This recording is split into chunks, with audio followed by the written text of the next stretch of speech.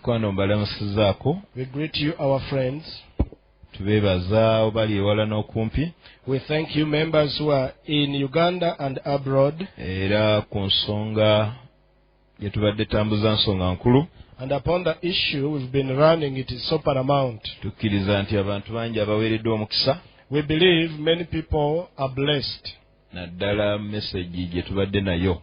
Most especially concerning the message we've been having. Messages zonna ezibuulirwa. All the messages being preached here, sigala zisonga ku ekyo. they remain pointing at it. Emitwe ne banagikyusa. However, topics go on varying. Ne bagireeta nga gitambuza bigere. And they come now with legs maybe. Oba ne bagireeta nga gitambuza mutwe. Or when they are turned upside down. Oba ne bagireeta nga gyekulula. Or when they are coming being dragged. Kino kye tubaddeko era kye tukyaliko. This our major theme and the one we are still handling. Nkubuulira mazima kye kikolo. Truly I tell you is the stem. Ebikolo bimanyi okwesinkana ekikolo kimanyi okwesinkana n'ekikolo. There are ways when different stems meet each other. Nga bw'onaagamba by'omwoyo Kristo kye kikolo. For example, as you may say that in the spirit Christ is the root. Kyokka ate muntu omutima kye kikolo. Yet when we come to a person, a heart is the root or a stem. Era omuntu ne waaba yeewaza obutagwogerako aba agwogerako. And however much a person dodges talking about it, he is instead talking about it. Kama batuweera omukisa nga tukyagenda mu maaso. So may the Lord bless you as we continue. Twakwata ku nsonga y'enjala n'ennyonta. We handled on the issue of hunger and thirst. Ey'omutima. Within the heart. Omutima ogulina enjala n'ennyonta. A hungry and a thirsty heart. Mutima ogwo Katonda gwayogerako Dawudi gwe yali ayina. It is the kind of a heart the Lord referred to that David had. Wansi w'enjala n'ennyonta. Below hunger and thirst. Weteeka ekigambo okunoonya Mukama, omutima ogunoonya. Is where we place the word seeking after the Lord, the searching heart. Kyokka tosobola kubeera na mutima gunoonya. Yet you cannot be having a heart that searches. Omutima guno n'ogwawukanya n'ekigambo kwebuuza ku Mukama. And you separate this word from the word asking or inquiring from the Lord. Entalo za Isirayiri ezisinga obungi. Most of the wars of Israel tezaavanga mu kukwata byakulwanyisa ne bagenda ku lutalo. Did not come from getting weapons straight away and go to the battle. Era buli lwe beesiganga eggye eddene lye balina. And the moment they trusted the great army they were having, ne beesiga ebyokulwanyisa bye balina, trusting in the weaponry they had, ne bamala bagenda ku lutalo. And that way going to the battle, nga baaleseyo ekigambo kunoonya n'okwebuuza ku Mukama. Having put aside the word seeking and inquiring from the Lord, olutalo lwabalemereranga ne babawangula. They usually failed on the battle and they were overpowered. Akofunawo kawandiika. Get to note that one somewhere. Betubeera nga tutambula ne Katonda. If we are to walk with God, Katonda Mukama w'amagye, God the Lord Almighty, ye kamanda w'eggye, the commander in chief of the host. Kino kye tulina okumanya ebimu ku nnono ezitugatta naye. This is one of the principles that joins us with him. Kimu ku kyo, one of it, omutima ogulina enjala n'ennyonta. The heart that is hungry and thirsty. Omutima ogunoonya. The heart that is searching. Mu kunoonya mulimu okwebuuza. In seeking after God, there is inquiry. Mu kunoonya n'okwebuuza tosobola kwawukanya na kigambo kwegayirira na kusaba. In seeking and making inquiry, there is no way you can do away with the word intercession and praying. Twaza okuseekira okusaba ne mukyala wange. We woke up with my wife to pray at night. N'okuyita mu kusoma ebyawandiikibwa. And even going through the reading of scriptures. Twategedde nti Dawudi newankubadde yali kabaka. We ascertained that even though David was a king, mugagga, very rich, ali mu position nnene, is in a good position, naye ojja kulaba Dawudi yali mwegayirizi nnyo. But we are going to find it out that David was a great intercessor. Dawudi yali musabi nnyo. David was a great prayer warrior. Teebereza omugagga asaba. Just imagine a praying rich guy teebereza ow'ekitiibwa asaba. A person honorable but praying. Teebereza kabaka ng'asaba. Just imagine a king praying. Ayina byonna He has all, naye ate talina byonna. but is not having all. Amakulu gaakyo. What does it imply? Mu by'obulamu obw'omubiri When it comes to physical life, yali ayina buli ekikwatibwako ng'alagira kiragire ne bakimuwa oba ne bakimukolera. he was having everything tangible. By just a command, it could come to him. Ayina byonna. He was having everything. Kyokka ate nga talina byonna, awulira mukalu muyala, ayina ky'ayagala eky'obwakatonda. Yet he was without anything, empty, hungry. He was yearning for something spiritual and divine. Kati okusaba n'okwegayirira So prayer and intercession, awo nno we kujjira. that is where it comes in. Kwata ng'olina byonna, olina obugagga bwonna, It gets you when you have everything, you have all wealth, ate ne kukufuula ng'atalina kintu na kimu. and it makes you without anything, any single thing. Era And ensonga eno ey'okusaba n'okwegayirira teyeesigama ku nnina ssente mmeka. this point of prayer and intercession doesn't depend on how much do you have. Katuyingizamu ekigambo kunoonya Mukama mu kusaba okw'okwegayirira, omuli okubuuza, okwebuuza ku Mukama. So we permit entry to a word, praying, intercession, inquiring to the Lord through prayer. Nadde ntitayita mu byandiko ebyenjawulo. I was going through a number of scriptures. Katonda addiŋŋana ekigambo kunoonya maaso ge ng'ensonga enkulu. Frequently, the Lord uses the word seeking after his face as a Akiddiŋŋana paramount emirundi point. mingi. He revisits it several times. Tugenze mu kyamateeka 4 olunyiri lwa 29. We are coming to Deuteronomy chapter 4, verse 29. Katonda yali alabudde Abayisirayiri mu bintu bingi. The Lord had warned the Israelites in a number of things. Yali abalabudde nga bamaze okutuuka mu nsi ensuubize. He had warned them having reached the promised land, Bagambe bwe munaakwata kino na kino na kino nja kubeera wamu nammwe. telling them, if you observe this and this and this, I will be with you. Naye bwe mutaakwate kino na kino ne mukyama nja bata. But the moment you let go of what I've told you, I will let go. Bwe of you. naaba mbatadde By the time I forsake you, olw'okuba muli bange, because you are mine, bwe munaayimanga eyo ne mubonaabona if you reach at that point and suffer, nga muweereza bakatonda abalala, when you've served other gods, bakatonda b'emikono gyammwe, the gods you made with your hands, bwe munaabeera eyo ne mutomera, if you are there knocking walls, bwe muneekubanga mu mitima, the moment you come into yourselves in your olwa hearts, 29, 29, naye nga muyima eyo bwe munaamunoonyanga Mukama Katonda wo, onoomulabanga bw'onoomunoonyanga n'omutima gwo gwonna n'obulamu bwo bwonna. Olunyiri olwa 29. but from there you will seek the Lord your God, and you will find him if you seek him with all your heart and with all your soul. Yali abalaze senga baba bamuvuddeko ne batalantuka okudduka. He had showed them the moment they let go of him and run away, Waliwo ebijjo bakuba. some things are going to hit them. Naye bwe banaaba bimaze obbanoza, But after striking them, ne baddamu ne bakuŋŋaanya ebintu ebikulu mu mitima gyabwe. if at all they gather up the chief things in their hearts, Kiki? like what? Okuteekateeka omutima gwo, Number one, preparing your heart. n'okomyawo enjala n'ennyonta mu kifo kyayo, And you restore thirsty and hunger in its original n'oseetinga place. okunoonya Mukama. And number two, you set yourself to seek after the Ekyo bwe Lord. mukikola, When you do that, ekyo doing Katonda that, ajja baddirangamu. the Lord is going to be compassionate to you. Mu Zabbuli 14 onyiri lwa 2, In Psalms 14, verse 2, Katonda abeera mu butaggwaawo, the Lord abides in eternity. abeereyo mu butakoma. He stays in eternity. Bw'aba atudde mu butakoma, As he's seated there, ayina ky'akola, there is something he's doing. atunulatunula ku nsi, He looks around the earth okulaba oba eriyo omuntu, to see whether there is a single person, okulaba oba eriyo omuntu whether there is a man mbw'ayina amagezi. that with wisdom. Wulira ekigambo ekyo. Just consider that word. Katonda ng'ali mu ggulu, When the Lord is in heaven, mbu ng'atuddeyo mu butakoma, seated in eternity, mu butaggwaawo, endlessness, atera okutunula ku nsi, he has a way of looking down the earth n'atunula wansi, and looks down the earth alaba oba eriyo omuntu alina amagezi,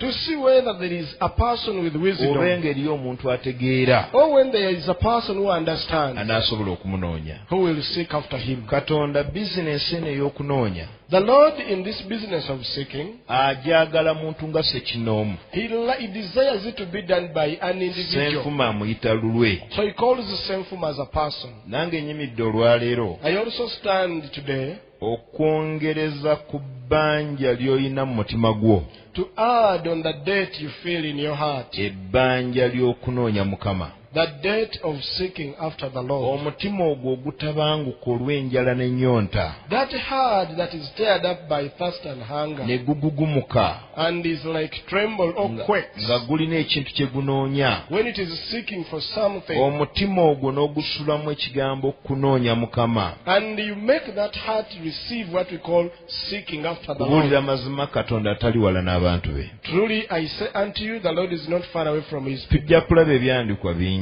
We are to consider a number of scriptures. Eno ye bizinesi ey'omwoyo This is one of the spiritual businesses gy'olina okwekolako gweka. which you must do yourself. Omutima ogulina enjala, The hungry heart, ennyonta, thirsty, omutima ogunoonya Katonda. the heart that seeks after the Lord.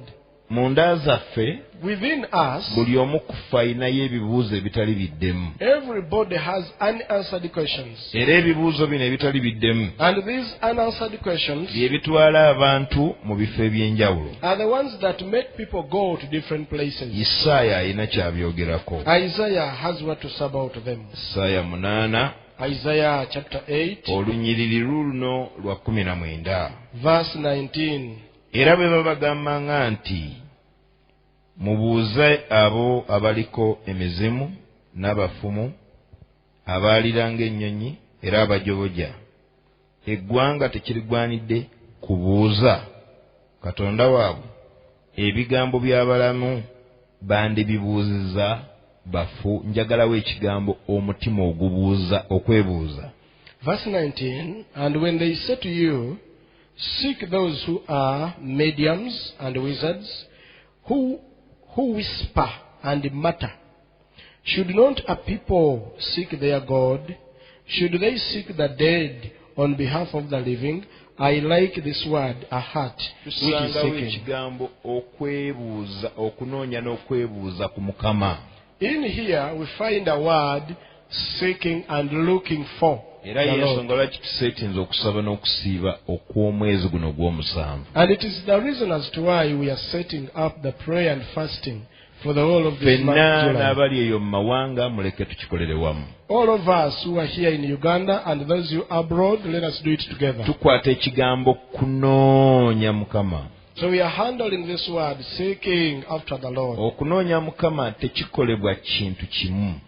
Seeking after the Lord is not made up by one word or one thing. Nze nga mbagamba I've been telling you, tulinayo ebyokulya nze bye mmanyi, there are some eats I know, ng'ekirungo kimu tekikola kyakulya ekyo, whereby only one ingredient cannot make that eatable. era n'erinnya ly'ekintu ekyo kye nnaatera obbagamba And that eat, I'm yet to tell you, tekikolebwa kintu kimu. is not made up by one thing. Kino kye kintu ekitera ennyo okugabulwa ku mbaga. It is one of the things that is much served on weddings. Mukijjukira abooluganda ekintu ekyo You remember that thing, brethren, kye bayita mbunno bakiyita gundi eyo, that it is called that very name, ekyo kyotegedde. that name of the thing Era served. abagole bw'aba akoze embaga ekintu ekyo ne kitabaako, And if at all the bride and the groom make a wedding without it, kitwala nno ne ssente empitirivu, it takes some reasonable amount of kye money. bayita keeke y'omugole. It is called the bridal cake. Keeke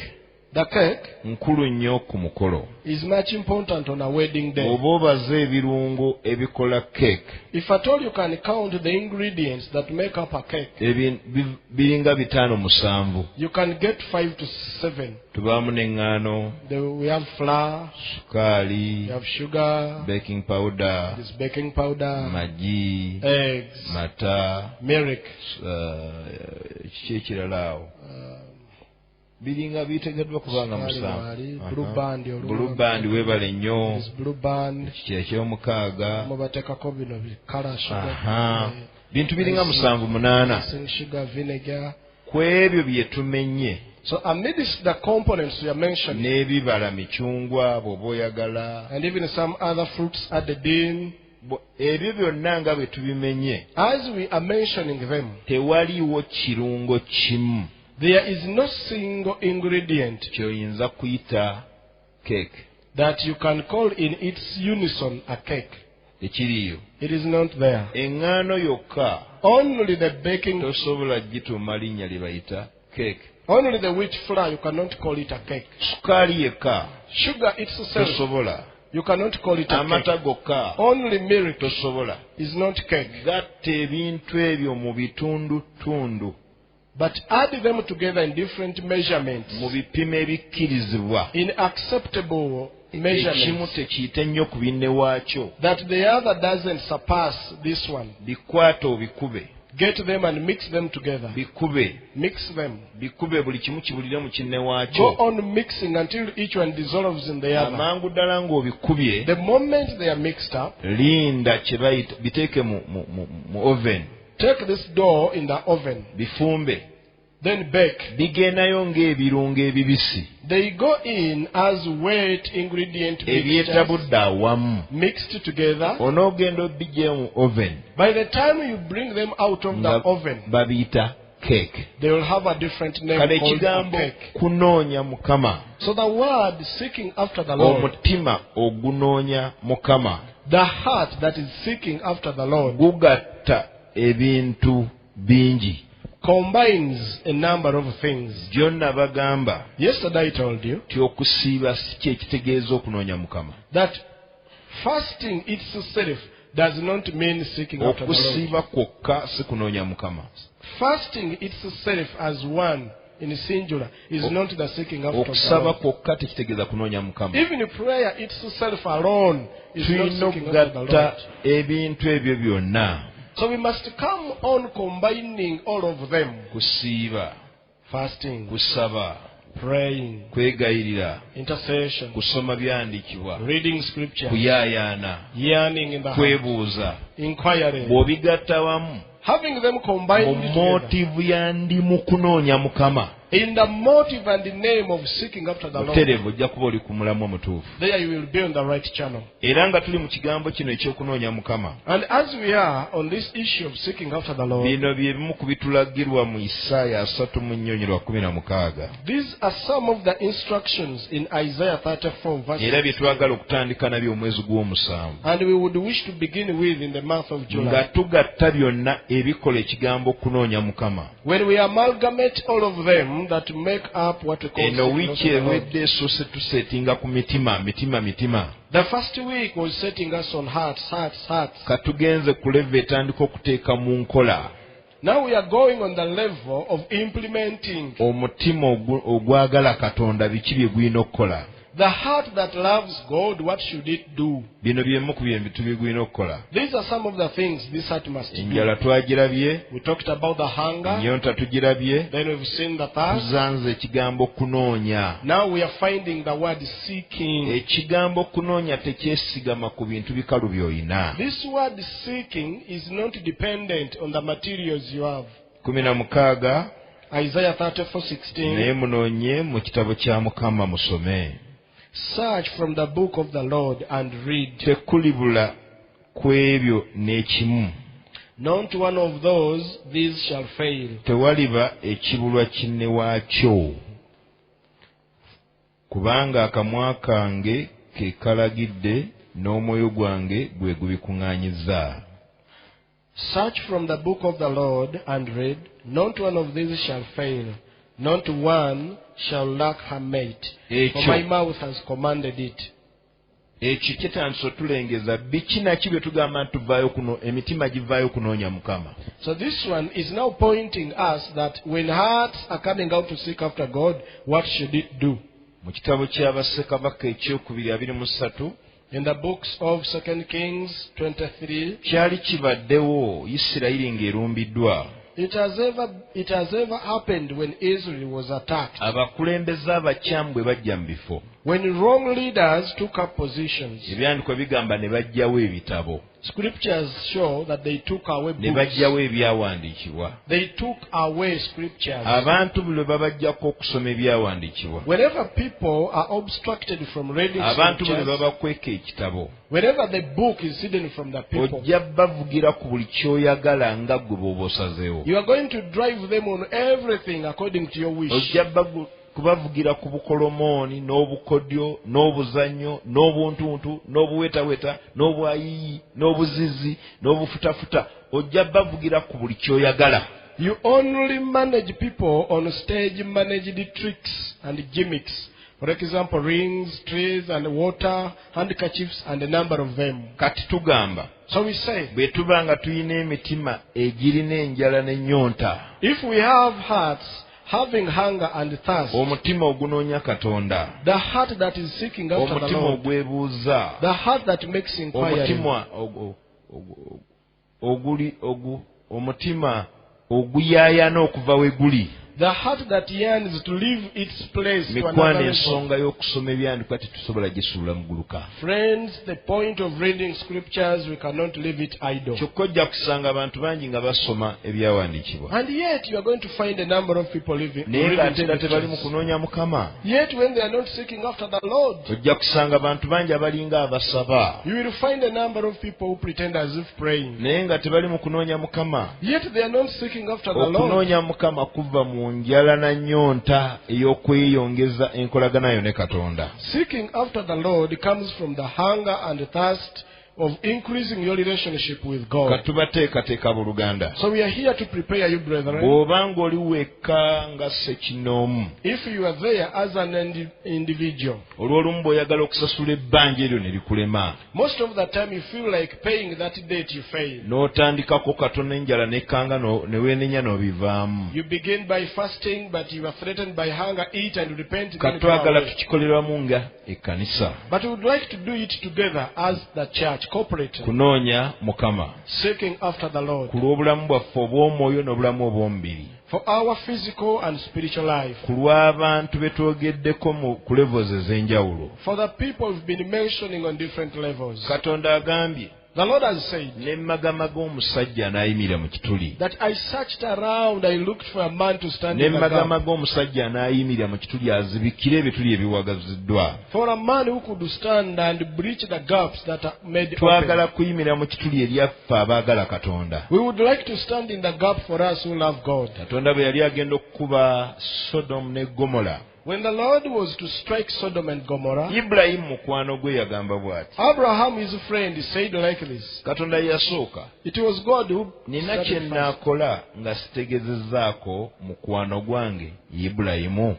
Is there anything that I will do without informing my friend Nga sinabagenda Abraham? kukola kabenje ako kukoleza kibuga eky'omuliro. Before I go and cause a disaster of setting that city Leka mmale ablaze, okutegeezaako mukwano gwange Ibulayimu. let me first make a mention and tell Kiki engenda my okukola? friend what I'm going to do. Sijja kumala gabatta busi nga tewaliwo omujulizi gwe ngambye. I won't just go on and kill them without a witness. Ajja kubeera mujulizi w'ekyo kye nkola. This will be a witness to what I'm doing. Lipooti etuuka ku The Ibulayimu. report reached Abraham. Ibulayimu, Abraham, kino na kino kye ngenda okukola Sodomu ne Ggomola. A, B, C, D is what I'm going to do. to Kubanga Sodom and obubi Gomorrah. bwabwe bulinnye ne butuuka gye ndi. For their wickedness has rose to where I am. Ibulayimu abuuza, Abraham posed a question. ogenda kuzikiriza abatuukirivu wamu n'ababi? Are you going to destroy both the righteous and the Gwe wicked Katonda together? ow'amazima era omutuukirivu? The just God and the righteous one? Katonda amugamba ekyo sikikolangako. And God said, no, I've never done that. Era n'amubuuza ekibuuzo, And he gave him another question. mu kibuga bwe munaabeeramu abatuukirivu 5, If at all there are 50 righteous people in ekibuga the city, onookikumako omuliro? will you set the city ablaze? Mukama n'agamba, nedda ku lw'aba 5 sijja kizikiriza. And the Lord answered, nay, for the 50 I will not destroy them. Tegeeza abantu 50 baali basobola okuyimirira mu kibuga ne baziyiza obusungu bwa Katonda. To mean 50 men could stand in the city and withhold the anger of the Lord. Ibulayimu yaddamu okubalala bwe baba 5 gawerayo. Abraham counted again to find whether 50 people Ekyo might nno be kye there. bayita okuyimirira mu kituli. That is what is called standing in the Eri gap. abalina omutima ogwagala Katonda, They are those who are having the heart after God, oguyaayaana, a yearning heart, oguyina enjala, njala heart with hunger, n'ennyonta with thirst, ogunoonya seeking after him, ogwegayirira interceding, ogwebuuza. making inquiry. Ibulayimu wuno yeebuuza. Here we find Abraham making inquiry. Agenda okubala abatuukirivu 50 nga mu Sodomu ne Gomora tebawera. On his counting, he found that 50 righteous men were not in Sodom and Gomorrah. Ekibuuzo. Another question. Mukama, Dear Lord, mbazeemu tebawera singa babeera 4. in my counting they are not there, but what if they are 40? Mujja kunsaasira namba entuufu sigijjukira naye yagenda ye temujjagijjukira 5 eyaddako baali 4 abaana mu 5. Yatuukako ne kwa yagendaka. Njagala namba ezo bezaali zigenda. Nakaka tugezaana paka lwe yatuuka ndowooza ku batuukirivu nga 10. Until maybe let us say he reached at a number of 10. Naye njagala embuuzo eyo gy'abuuzaamu Mukama. But I like this kind of inquiry is making. Omusajja ayina enjala n'ennyonta amanyi n'okwebuuza Katonda. A man who is hungry, is thirsty, and knows how to ask Abagayininga God. ku lw'ekibuga Sodomu ne Gomora. On the issues of the city, he bargains before the Lord. Era ye yayogera ekisembayo. And he's the one who made the last word. Kyendowooza ekyakubisa Sodomu ne Gomora. Which I think by then Sodom and Gomorrah was hit. Kanjogere omulundi guno gwokka ogusembayo. Let me speak only this last Katonda time. si yamugamba nti yogera ogusembayo. It is not God who told him, speak your last time. Nedda. No. Ono omwegayirizi. This intercessor, ow'omutima ogunoonya Katonda. having the heart seeking after the Lord, omutima ogulina enjala n'ennyonta. a hungry and a thirsty heart, omutima ogubuuza ebibuuzo. a heart that is raising questions, omutima ogunoonya. a heart that is seeking omutima after, ogusaba. a heart that is prayerful. y'ayina we yakoma. He had an end limit. N'agamba bw'ati. And he said these words, guno gwe gusembayo. this is the last time. Mu kibuga bwe munaabeeramu abantu bwe bati. If in the city there are a number of these people, onoonzikiriza. will you destroy? Katonda amugamba sijja kuzikiriza. And God said, I will not Era destroy. Ibulayimu we yakoma bargaining eyo ey'omusaala. And where Abraham's bargaining in prayer ended, we yakoma. where he ended, ekyaddako Katonda yayiwa busungu. what came next was pouring the anger. Mukama ayita abasajja. The Lord is calling for men n'abakazi. and women basasule ebbanja lino ery'okunoonya Mukama. to pay the price of seeking after the Lord. Okunoonya Mukama In seeking after the mulimu Lord, n'okunoonya mu byawandiikibwa. there is also in making a search in scriptures. Okunoonya mu byawandiikibwa Seeking scriptures kitundutundu ku kunoonya Mukama. is part of seeking the Lord. Mu Daniel essula y'omwenda olusooka. In Daniel chapter 9 verse 1, Daniel bwe yali ali mu Babilooni. when Daniel was in Babylon, mu mwaka nga giweza emyaka 7. that after 70 years had elapsed, bwe yali atakula ebitabo ne bimutegeeza That- emiwendo gw'emyaka gye baakamala. he was opening and searching the books, and they informed him the number of years they owulira had spent. ekigambo kunoonya Mukama bwe kigendamu okusoma ebyawandiikibwa. You see, the word searching the Lord or seeking after the Lord involves bwe nali searching books. ntakula ebitabo ne bintegeeza. That I was going through, and books made me know. Tosobola kuddira kigambo kunoonya Mukama n'okyawukanya n'okusoma ebitabo. There is no way you can get the word seeking after the Lord and separate it from reading books. Kati eri anakuwadde ate nze pasita sobola kwesomera. Now the other one is sorrowful, saying, Pastor, I cannot read by Tulina myself. program namba ku leediyo. We have a full program on the radio. yanoonya mu kitabo kya Mukama. It is seek from the book Tulina of the Lord. program namba ku leediyo. We have a full program ku eya lanchawa. on the lunch hour. Ebyo byonna bw'obigatta When you combine all of them, kubikkulirwa essula esooka Revelation chapter 1 era olunyi olusooka and verse 1, ye n'akiggala ng'agamba he bw'ati. winds it up saying, Eri gwe agamba sobola kwesomera. you who says I cannot read myself. Katonda yagonza buli kintu. The Lord made it simple and Teri simpler everything, kwekwasa osobola okunoonya Mukama. that no excuse everybody can seek after the Kubikkula Lord. essula esooka Revelation chapter 1 era olunyi olusooka and verse 1, ayogera ebigambo bino. he says these words. Okubikkulwa kwa Yesu Kristo. The revelation of Jesus Christ, Katonda kwe yamuwa okulaga abaddu be ebigwanira okubaawo amangu. which God gave him to show his servants things which N'okubuulira mu must shortly take bamalayika place. we ng'amutuma eri omuddu we Yokaana. And he sent and signified it by his angel to his servant John, Yategeeza ekigambo kya Katonda n'okutegeeza kwa Yesu Kristo. who bore witness to the word of God and to the testimony of Jesus Byonna Christ, bye yalaba. Olunyolo okusatu. to all things that he saw. Verse 3. Ayina omukisa oyo asoma. Blessed is he who reads, Koma. N'abo abawulira ekigambo ky'obunnabbi buno. and those who hear the words of this prophecy, Koma. Era n'abo abakwata ebiwandiikiddwa mu bwo. comma, and keep those things which are written in it, Kubanga ekiseera kyabyo kiri kumpi. for the time is near. Bwe tusoma ebyandikwa bino bikulaga In these scriptures we've read, you see Katonda yamanya ffenna ebiti mwe tugwa. that the Lord foreknew all our Ku categories. nsonga eno ey'okunoonya Mukama When it comes to the point of seeking after the Lord, mulimu okuwulira ekigambo. there is listening to the word. Weegomba ekigambo nga kisomwa. You desire when the word is being read out. Ekitabo kya Musa n'amateeka ge.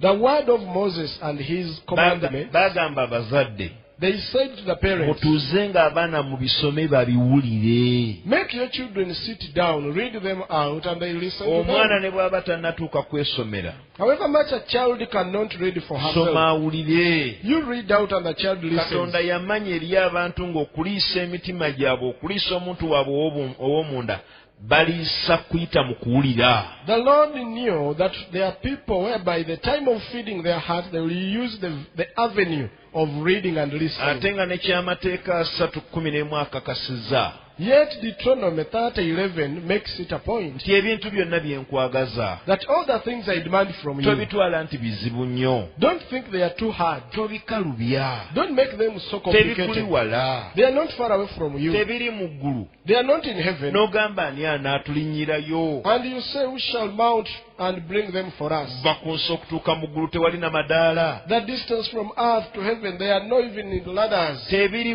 Tebiri mitala w'amayanja. They are not abroad and overseas.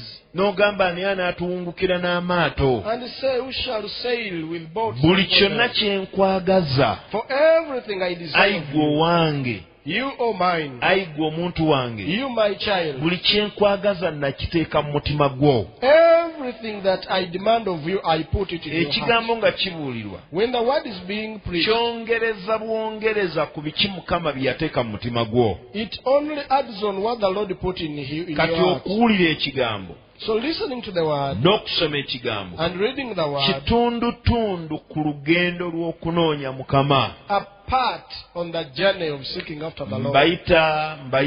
Mbayita mwe mwenna abalina omutima ogwagala Katonda. I once again call you, I invite you, all you who have a heart that is after the Lord.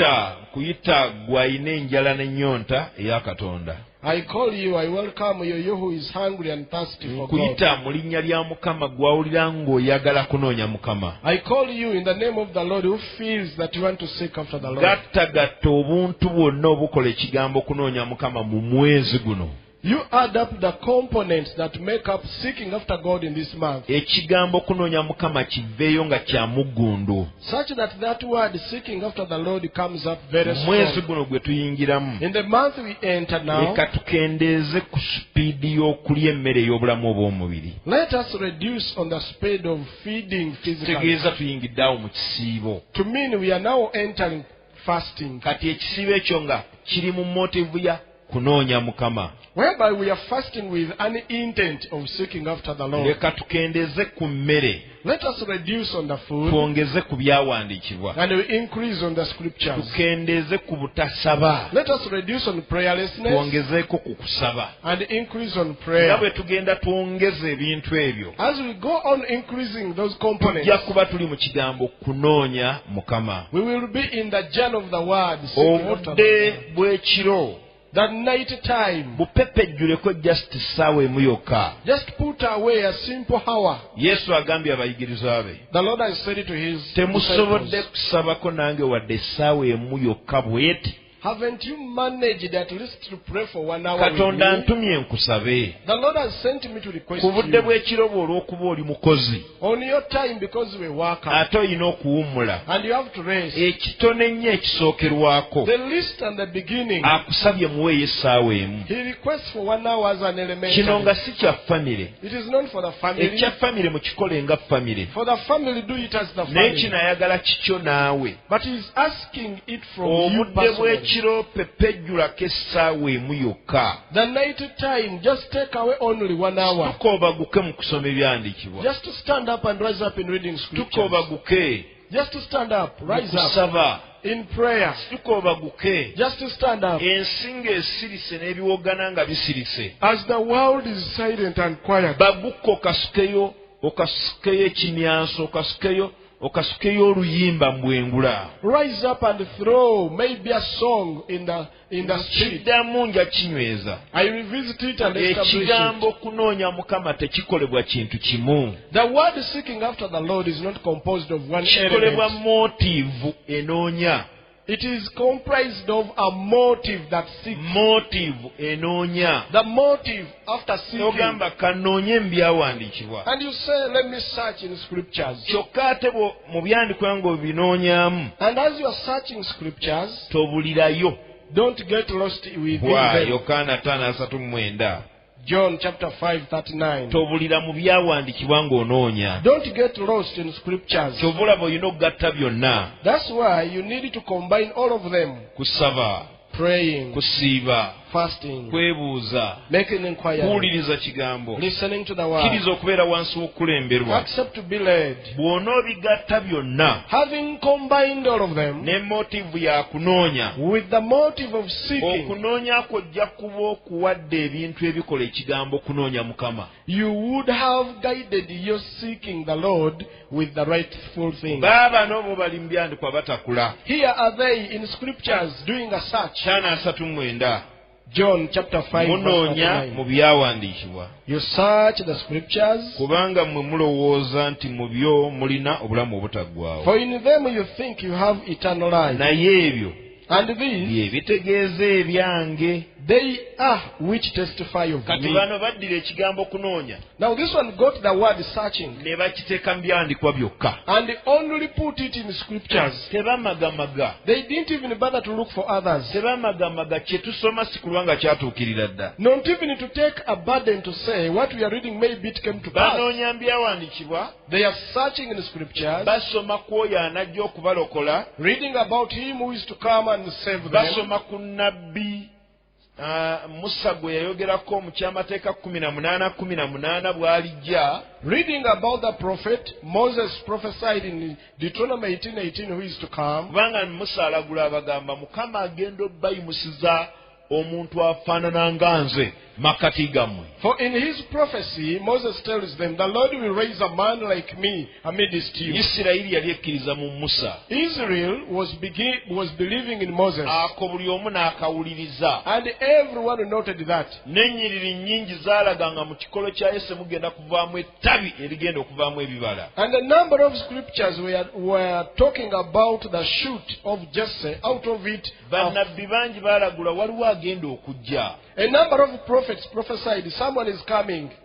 ye isaaya n'amulagulako omwana atuzaaliddwa bannange yayogerebwako n'oyo katonda yennyini gwe basuubiza ze And Isaiah plainly brought it out. A son is born unto us, a real God coming to us with promise. malaki essula eyokusatu nnyo olusooka n'abalagulako nga bagamba mukama gwe munoonya agenda kujja nga temwetegese Malachi chapter 3 from verse 1 says, the Lord you are seeking after will come unto you abruptly. bannabbi bangi bajja balagula ku yesu okujja kwe Many of the prophets came prophesying about the coming of kati abantu Jesus. bakeeranga mu byandikwa nga bamusomako kristo bw'alijja So very early in the morning, people got out their Bibles and read when Christ comes. kati wuno abasanze So here he comes and meets them. abasanze He is finding them. them, batakula byawandiikibwa looking in the scripture, gabana baali bagenda Emmaus. as these ones who were walking on the journey to Emmaus. Era Bayibuli egamba The Bible says, bwe yabatuukako ne bamugaana when he reached and arrived to them, they nga bagamba denied him. tulina gwe tusomako They said, no, we are reading upon someone oyo else. bw'alijja If that one comes, ffe tugenda muwuliriza we are going to listen to naye him. gwe totumalaako mirembe gyaffe. But for you, don't take away our peace.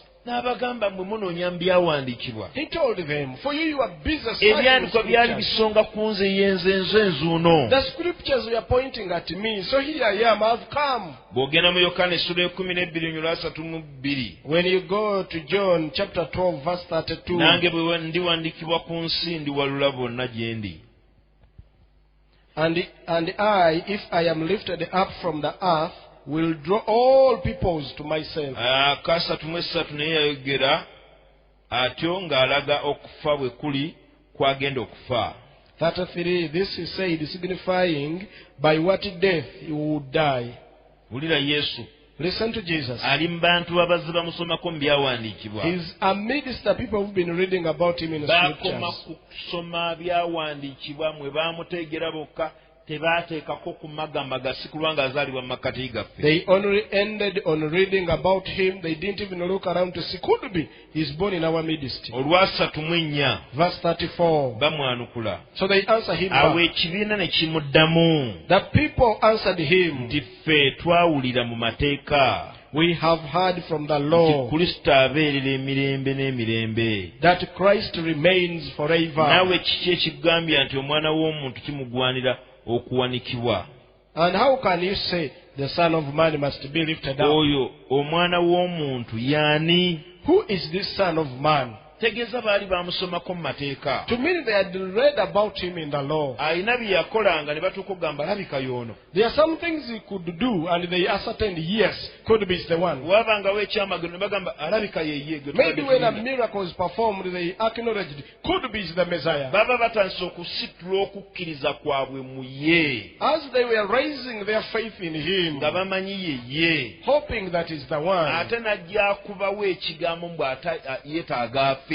he happened to make a statement that it necessitated him to die. Ne bagamba aludde agambe nti agenda kufa. And they said, now making this point that he's going to Then si die, yeye. then he's not the one. Katwongere okutakula Let us ebyawandiikibwa. go back and search the scriptures. Mukama atuyambe. May the Lord help us Omutima guno oguyaayaana. that this heart which is yearning, Omutima ogulina enjala. the heart that is hungry, Nyonta. thirsty, Kunoonya. seeking, Kusoma reading byawandiikibwa. scriptures, Kwebuuza ku Mukama. making an inquiry to Kusaba. God, praying, Kusiiba. fasting. Tuteekeko okutunula. Let us also add on Tetubeera kantu observing. kamu abooluganda. Tobeera ku kantu kamu. Don't cling on one thing. Beera ng'osoma ebyandikibwa. Go on reading Naye scriptures, magamaga. but make an observation. Twali mu Isirayiri nabagamba. We were in Israel, I told you. Twasangayo abantu We found people there. nga bo balinda Kristo basuubira oyo Masiya agenda okujja ayinza n'okuzaalibwa omusajja okumanya bamusuubira ku leve y'ekika ekyawaggulu ennyo. They are at the level of expecting the Messiah to be born to an extent that they expect even in men that they can give birth Ddiini to Christ. nnamba ne bw'oba oyambala empale ng'oli musajja yambala empale ng'erimu ogusawo ogunene in case ayisemu gwe tagwa ku ttaka ekisawo kimukwate. A full sect, a full religion, that even if you're a man putting on a trouser, make sure that you have a very big pocket, that even if he's being born by you, he will land in that pocket. Ekigambo kunoonya Mukama nsonga nkulu. The word seeking after the Lord is so paramount. Kugamba kino. I'm telling you Mu this. mizannyo gyonna Katonda omuzannyo gw'amaliridde okuzannya. In all games or sport, if the Lord is determined to participate, Katonda yasalawo azannye omuzannyo ogusooka baguyita kwekweka. he's determined to play hide or hiding. Katonda yeekweka. So that game of hide and Ne seek, Isaaya yakikakasa essula ya 45 olunnyo lw'15 mazima gwe Katonda yeekweka. even Isaiah ascertains it in 45 verse 15 that indeed you are the Lord who hides Naye himself. bw'osoma okukka wansi But when you read downwards, Katonda buli oyo weekweka whenever the Lord hides himself, asooka kufunayo mpeera. he first gets out a reward. N'agamba eno n'empeera n'eno y'empeera And gye then- ngenda okuzannya nayo. these are the rewards, this one and this one I'm going to use in this game. n'agamba bamalayika ngenze kwekweka So he says to angels, let me go into a ensi height. bw'eneebeera y'omugezi If there is anyone wise on the earth n'amala nnoonya and happens to seek after me, kubanga njagala abo abanjagala for I like most those who love me, n'abanyikira okunnoonya balindaba and those who diligently seek after me shall find me. yengero essula ya 8:17. That is Proverbs chapter 8 verse 17. katonda buli lwakwekwekako Whenever the Lord takes a hide from abanga you, gamba nnoonya He is indirectly telling you, seek bw'onzuula nga after kino me. nkikuwa When you find me, I give you this. bw'amala okikuwa After giving it to you, n'osanyuka and you are ne delighted, yeekweka He goes back in the heights, purezensi ye n'ekendeera and His presence is reduced. bw'ekendeera When it reduces, noonya seek again, takula search, soma read, siiba fast, gaba give, gonda obey, saba weegayirire pray and intercede. amangu ddala bw'obotola n'omuzuula The moment you make a breakthrough Ekyo nakyo and find Him, nakikuteera. He gives you another one. buli lwe yeekweka So whenever He hides Himself, bw'awandiika kano kawandiike you is writing, not this one. katonda buli lwe yeekweka Whenever the Lord hides Himself, wabeerawo empeera z'abagenda okugaba there are some rewards and profits He's giving. buli owulira nga purezensi ya mukama ekendedde evuddewo The moment you feel the presence of the Lord reducing and going low, teriyo muntu yenna there isn't any single person eyali awangudde purezensi ya katonda abeere nayo ennaku ze zonna ng'ebeeraawo bubeezi who has ever won the presence of the Lord as a trophy, unremovable, where it is. mazima katonda yeekweka Truly, the Lord hides Himself. bw'amala okwekweka And after hiding Himself, n'amaliza ng'agamba He ends up mu saying isaaya 45:18 in Isaiah 45 verse 18, sigambangako ku zadde lya yakobo I've never instructed the children of Jacob nti munoonyeze bwereere that seek me in vain. empeera njirina ey'abo abanjagala The reward is with me to those who love me. emitima gyaffe girimu ebidde by'okukaaba Inside our hearts there are bells of crying, nga gigamba noonya mukama saying, seek after the Lord. obunene bw'okuyitibwa okuli ku bulamu bwo The greatness of the calling upon your life.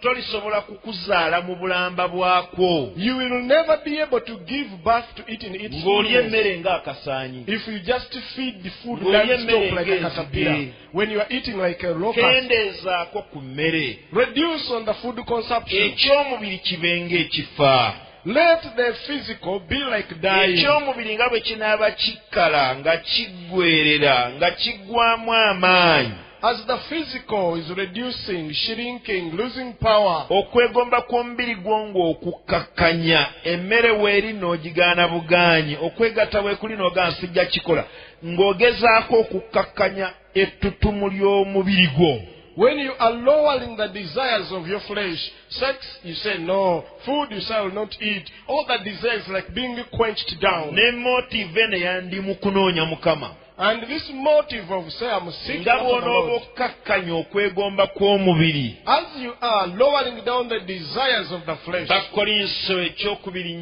4:16 agambye 2 Corinthians chapter 4:16 says, newankubadde ng'omuntu waffe ow'okungulu aggwawo however much our outward man is perishing away, aggwerera he is reducing. mumma by'ayagala I'm denying him what he wants. nga bwe mukkakkanya bwe nti As I am subduing like ne this. bakolinso ekisooka 9:24 And 1 Corinthians 24, 9:24. I beg your okuva ku pardon. 24 okukka wansi 1 Corinthians 9:24. pawulo agamba onwards. siringa akuba ebbanga Paul says, I'm not like fighting air. siringa omuntu adduka nga simanyi byenziruka I'm not like a person unathletic in vain. tuli mu mbiro We are in a race. njagala kuddusa magezi I want to run with wisdom. era agamba bwe mmala okuweereza eri abalala He says, after ministering to nja others, kutuula wansi neebonereze I sit down and self-discipline myself. sijja kulinda nsi yeeba enkuba I will not wait for the world to discipline kubanga me. ensi bw'enkuba ejja kunnyanika Because when the world is punishing me, it will naye make me ngenda a public spectacle. tabernacle. nzeka But I'm going to punish myself. ŋŋenda kwekomerera nzeka I'm going to crucify myself. si kulwa nga mmala okubuulira abalala Not until after preaching to the rest, ate nze ne nfuuka atasiimibwa I'm found to be a reprobate. ekiseera ekyokusaba n'okusiiba So in the time of prayer and fasting, kiseera kyakwekuba so it is a time of self-caning, kakkanya kwegomba kwa mubiri gwo lowering down the desire of your body. amangu ddala ng'okwegomba kw'omubiri kukkakkana Immediately when the desire of the flesh is coming okwegomba down, kw'omwoyo gwo kugenda gugumuka the desire of your spirit is going to rise up. okwagala katonda kugenda kubimba The love of God is going to go on high. ennyonta y'okusaba ogenda giwulira ng'evaayo The thirst of praying is going to come out. okuyimba ojja kuwulira nga kukola amakulu You shall find meaning in singing. tuyingira mu kusaba n'okusiba omwezi gw'omusanvu So we are entering prayer and fasting in July. tuyingira mu mwezi mu mwezi guno ogw'omusanvu tusomeko ku byandikwa n'okusinga bye tubadde tubisoma In this month of July, we are going to read the scriptures more than we've been doing it. ng'oggyeko eky'abangi kye tugenda okuba nakyo Taking aside the one which we are going to do as a whole.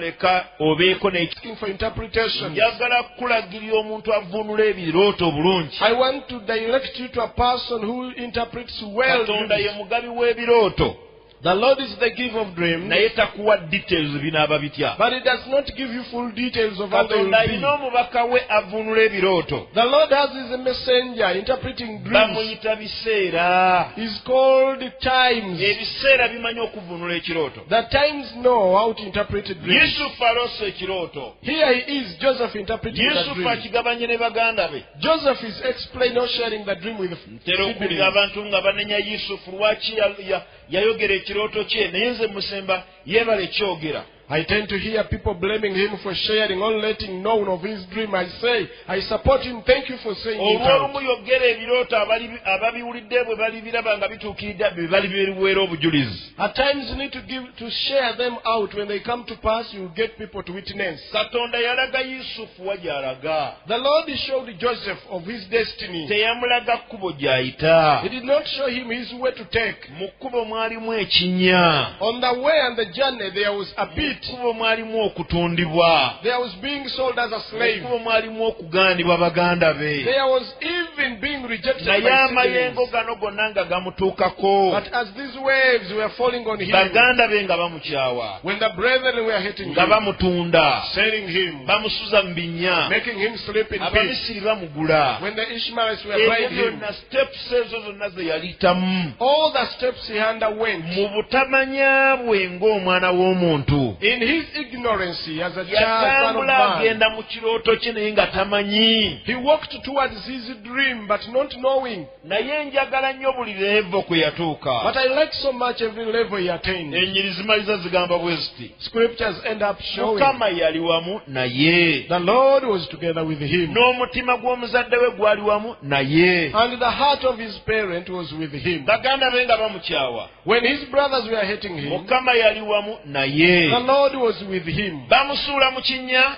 Being thrown in the pit, oluyimba luli nti mukama yali wamu naye the song remained, the Lord was with him. baddayo balimba taata nti omwana yafudde teyafudde They went back, deceived the father that he's dead, is not dead. eyo yokka paati nga yusufu bamulanga ng'omufu kabonero ka kuggwerera eyo yokka paati ng'asula mu kinnya kabonero ka fa vaawo bulawo ku nsi Only this part, saying that he's dead, put in the pit, is only an indication that die, shrink, disappear when it comes to the world carnality and physically. ebyama ebiri mu ggwe eby'obwakatonda nga binaavaayo waliwo ekiteekeddwa okufa ekyokungulu The mysteries and secrets that are within you, if they are to come out, something must die on the physical. bwe kitaafa ojja kutambula ng'ekisaanyi If it does not die, you will walk like a kkiriza caterpillar. ogende mu kukyayibwa Accept to undergo being kkiriza hated. ogende mu kinnya Accept to go in the pit. kkiriza otundibwe emisiri Accept to be sold in Egypt. kkiriza ofe ku bw'obuntu bwo Accept to die at your personality. naye ng'ofiira ku ezo levels zonna okyayibwa weerabirwa bakutunda But as you are dying on all these levels, being hated, being sold and nkugamba everywhere. mazima mu birooto bye walooto oli mu kugendayo nga naawe tomanyi. Truly I say unto you, in your dreams you've been encountering, you are approaching your sanyukira nnyo destiny. olugendo lwa Yusufu. I am much delighted by the journey of Joseph. Lunzizaamu amaanyi ne ŋŋamba Mukama bwe wabeerawo ekirooto kyonna ky'oŋŋambye enzikiriza kinaatuukirizibwa. I'm encouraged that, Lord, if there is any dream you've ever said to me, truly it will come to pass. Kati omwezi gw'omusanvu So in the month of July, mukkirize tugendeko mu kinnya ky'okusiiba. accept and we go into the pit of fasting. Twalayeeko ekika kyonna eky'okusiiba okusinziira ku mubiri gwo n'okusinziira ku mirimu gy'okola, naye ekikulu weegatteko ku gurupu eno egenda okubeera ng'esiiba. Just to take a type of fasting according to your health, your body, the kind of work you do. But what is important, join up the team. Kubanga tugambye ekigambo kunoonya Mukama tekikolebwa kintu kimu. Because we've said the word seeking after the Lord is not done by one Abamu thing. bamanyi okulowooza okunoonya Mukama kwe kusiiba. Nobeera nga tolina nagaffe kamuyiba. Awo Katonda n'alyoka akuulya. Kubanga osibye nnyo n'omukanga nga tosobola dde okusitula okugulu. Nga bw'ogamba ndi mu kunoonya. Mukama Katonda takkangibwa na bisiibo bwe bityo. Some will think that seeking after the Lord is like fasting until you are lost with any single energy. You cannot talk, you cannot raise a leg, you cannot raise a finger, nay. Era ffenna tetugenda kutwala kika kimu eky'okusiiba. And by the way, we are not going to take one type of Buli fasting. asobola okutwala essaawa 12 twala ezo. Whoever can take 12 hours a day, take them. Kimalire ogambe Mukama nja kutwala 12. Determine and tell the Lord, I'm going to take 12 hours. Kyokka omubiri gwo bwe gubeera nga gulina bye guyitamu olina eddagala ly'onywa n'ebirala ne bw'otwala 6 naye ng'ojja kumalako omwezi gwonna, it is okay. But if your body is on medication, maybe you are having a certain sickness, please you can take 6 hours, but you are spending the entire month. Buli asobola okulya ekyeggulo kyokka kisalewo. Whoever can say, I'm only eating supper alone, please decide. Oba osobola okusala n'ogamba nze ngenda kunywanga buugi naye nja bunywa wonna we mbadde ndiira ekyemisana n'ekyeggulo n'ekyenkya nja kuteekangawo kikopo kya buugi. Or you can say, for me I'm only going to take porridge, morning, lunch, night, but only porridge throughout the month. Osobola okusalawo n'ogamba buli ababadde emmere nze ntaddewo kibala nja kulyawo bibala. Omubiri gwange engumme ekya bulijjo ngutwale ku kintu kye gubadde gutamanyiridde. You can say, for me, where there was food, I'm going to put there fruits. And I'm going to deny my food from what it is used with and give it the unusual. Tutandika ku Lwokusatu. We are beginning this Nga Wednesday. tutandika olugendo lw'okusaba n'okusiiba. Starting this journey of prayer and fasting. Motive n'ey'okunoonya Mukama. In this motive of seeking after the Nze Lord. omutima gwaye gubaguka. My heart is already stirred Bayibuli up. mpulira sigimanyi. I feel I don't know the Bible. Njagala kuddamu kusoma. I want to go back and read it. Njagala buli omu musomeko. I would like to read about Era everyone. nga bwe tunaaba tugenda mu maaso And, nze and as we are going on with the fasting, tukyakwata ku states ez'enjawulo emitima gye gibeera. we are still handling the different states in which the hearts are. Naye abasomesa baffe bonna n'abasumba n'ababuulizi But our teachers, the pastors and the buli preachers, muntu mugambye genda oyigge emmere y'omutima. we have said to the person, go and seek after the Tewali heart. agenda kuleeta message ng'emenyawo ekigambo mutima. None is going to come up with a message that is doing away Era with the word mwetegeke heart. okubawulira nga babwatuka. And be prepared to hear them also bringing out Nze akatono somebody. ke nnaaba nsobodde okulebeesa okuleeta. The little will be able to bring out. Kyetoololera nnyo ku kigambo mutima ne states mwe gubeera. I'm very busy rotating on the word heart and the states it is Mukama in. bw'anaaba nzikiriza. When the Lord permits me. Era mbayita mwenna. And so I make an invitation to you. Owulira eddoboozi ly'okunoonya Mukama n'olitema ekikubo n'otema panya. Mulundi guno Mukama akosezza eddoboozi ddene.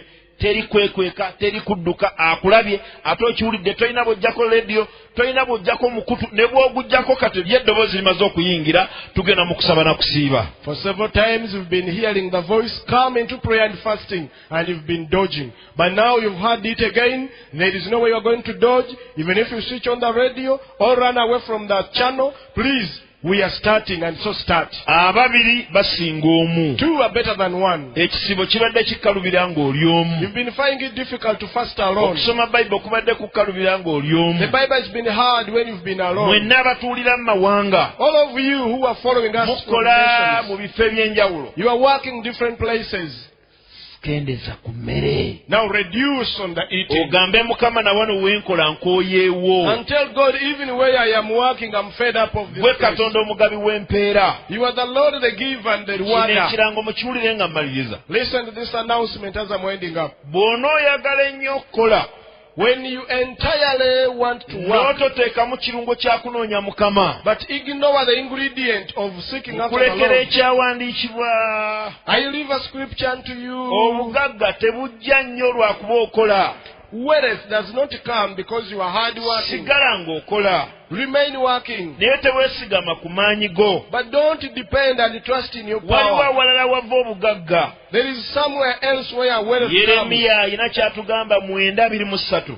Jeremiah is telling us something in 9:23. Yeremiya Jeremiah ajja kugamba omugezigezi teweesigama magezi go. is going to tell you, you the wise, don't trust your wisdom. Ow'amaanyi teweesigama maanyi go. You who is strong, don't trust your Omugagga strength. teweesigama bugagga bwo. Neither the rich trust Naye their buli wealth. eyeesiga leka aleme kwesigama ebyo yeesigame Katonda. But whoever is to put trust should put his trust in God. Kati ekyanukwa kyaye kyenjagala kye kino Omubuulizi 9:10. So the scripture is Jeremiah 9. Kiri njogedde kyogero. Okay, Jeremiah 9:23 is just mentioned. We are going to read Ecclesiastes 9. Era kyekisembayo. Okay. Njagala mukole emirimu nga mumanyi. I want you to work knowing, Eri abakozi ennyo unto those who are hard working, bagezi mu kutetenkanya. very wise in devising Naye schemes. ng'amazima gali nti buli kyakwatako kifa. But the fact is, whatever he lays a hand on, it is destroyed. Nga pulaani zaagaba abantu bazikozesa ne bafuna sente. When the plans he comes up with, people use them and Amagezi get gaawo wealth. abantu bagajjamu sente. The wisdom he gives out, Naye people nga get ye buli wealth from it. kyakwatako bw'ati kifa. But whatever he puts a hand on, it is Leka tunoonye destroyed. Katonda Let us seek after the Lord, agaba bino bye tugenda okusomako. who gives what we are going to read about. Mubuulizi 9, Ecclesiastes 9, tunaatunnyonnyola 10. we are going to consider verse 10. Buli kintu omukono gwo kye gulaba okukola okikolanga n'amaanyi go. Whatever your hand finds to do, do it with your might. Kubanga tewali mulimu newankubadde okuteesa, newankubadde okumanya, newankubadde amagezi mu magombe gy'ogenda. Olabye olw'ekkumi? Yeah, do it with all your might, for there is no work or device, knowledge, wisdom, in the grave where you are going. Kati olw'ekkumi n'olumu akabenje katuuka. So the tragedy and accident is on verse 11. Lwaki twetaaga okunoonya Mukama? Why we need to seek after the Lord. Omugezigezi wuno yatusooka Here, the wise man who came before us, n'abiyitamu n'abitteera mu buwandiike. he went through them and noted them down. Awo ne nzirayo ne ndaba wansi w'enjuba I returned and saw under the sun nga b'embiro si be basinga empaka z'embiro. Lwaki? that the race is not to the swift. Why? Obeera otya nga oli muddusi nnyo ate n'otosinga? How dare you become the quickest and the fastest and you don't win the race? Bw'olaba kijja, Do you see it coming up? obadde okulembedde n'ensi yonna emanye ekulembedde okugulu ne kwekaaka. You were on the forefront and the entire world was saying, yeah, he's now finishing Ab'embiro it. si be basinga empaka z'embiro. The race is not to the swift. Akaddako. Number next. So n'ab'amaanyi si be basinga okulwana. No, the battle to the strong. Kati ate ow'amaanyi omunafu amuwangule. No, how can the strongest be overcome or Kiki overpowered by ekiri the awo? weakest? Sayansi kyali awo. Now, what is the paradox within? Oŋŋamba otya nti ow'embiro amanyi okudduka teyasinze? How can you tell me that a person who is swift and is not number one, N'ab'amaanyi tebasinze kulwana. neither the strong winning the battle? Akaddako. Next. So n'abagezigezi si be bafuna emmere.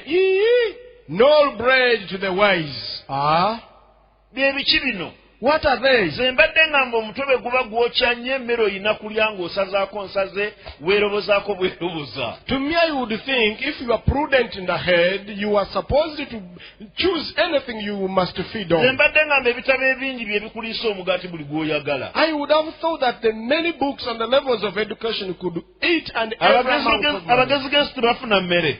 You mean the wise are not getting bread? N'abantu abategeevu si be bafuna obugagga naawe. No riches to men of understanding. N'abakabaka si be baganja. No favor to the men of skill. Naye bonna bibagwira bugwizi ebiseera n'ebiro n'ebigambo. But a time and chance happens to them all. Kati ekyo ekiseera ne chances ezo So that word time and chances bye weetaaga okuteeka mu byokola. are the ones you need to be added in what Kati you ate do. chances Katonda yazigaba. Now chances are made by God. Ekyo kya mwoyo. So it is spiritual. Omukisa Mukama yagugaba. The blessing is given by God. Ndabyeko ku bantu omulimu gwe nga tegumukusaanyiza kukwata kisumuluzo kya mmotoka. I've seen people whereby the work they do, they don't even qualify to get a Obuyivu bwe nga motor key. tebumusaanyiza nyumba. His education cannot permit him to have a house. Oli n'agamba Mukama ŋŋambye nkwate ennyumba eno ngikuwe.